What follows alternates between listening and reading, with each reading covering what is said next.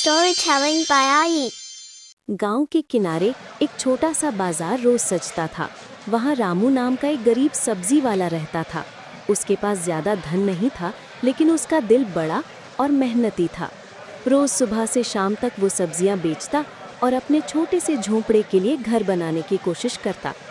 एक दिन जब सूरज चढ़ने लगा और गर्मी तेज हो रही थी, रामू अपने ठेले को धूप से बचाने के लिए पेड़ के नीचे खड़ा हुआ। उसी पेड़ के पास एक साधु ध्यान में बैठे थे।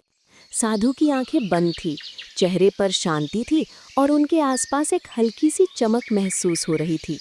रामू ने सोचा, इतना बड़ा साधु, शायद मुझे कोई आशीर्वाद देंगे। वो थके हुए पैर से धीरे धीरे साधु के पास गया।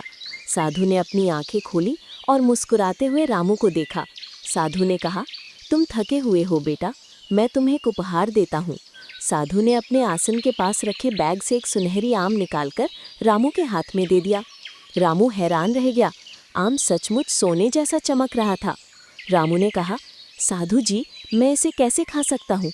ये तो सोने का आम है। साधु ने धीरे से कहा, बेटा, ये आम किसी को भी खुश करने के लिए है। अगर तुम इसे केवल अपने लिए रखोगे तो इसका कोई महत्व नहीं। असली धन तुम्हारे दिल में है, तुम्हारे कर्मों में है, ना कि सोने में। रामू समझ नहीं पाया और पूछ बैठा, लेकिन साधु जी, मैं गरीब हूँ, मैं इसे बेचकर थोड़ी संपत्ति तो बना सकता हूँ। साधु ने हंसते हुए कहा, अगर तुम इसे बेचते और केवल खुद के लिए खर्च करते तो तुम सचमुच अमीर नहीं बनते। असली अमीरी तब आती है जब तुम इसे किसी ज़रूरतमंद को दोगे, किसी भूखे का पेट भरोगे या किसी दुखी का चेहरा मुस्कान से भर दोगे। रामू ने साधु की बातें सुनी और सोचने लगा। उसने आम को उठाया और पास के बच्चे और बूढ़े लोगों को बांटना शुरू कर दिया।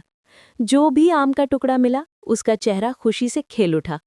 रामू ने देखा कि लोगों की मुस्कान उसकी थकान और गरीबी को भी हल्का कर रही थी। दिन के अंत में साधु ने फिर मुस्कुराते हुए कहा, देखा बेटा, तुम्हारी दया ने तुम्हें असली धन दिया। सोने के आम की चमक फीकी पड़ गई, लेकिन तुम्हारे कर्मों की चमक हमेशा रहेगी। रामू घर लौटते समय बहुत खुश था। उसने समझ लिया कि असली संपत्ति सोने या पैसे में नहीं, बल्कि दूसरों की मदद करने और दिल से दयालु होने में है। और उस दिन से रामू का जीवन बदल गया। वो सिर्फ सब्जियां बेचने वाला आदमी नहीं रहा, बल्कि गांव में दयालुता और सच्चे धन का प्रतीक बन गया।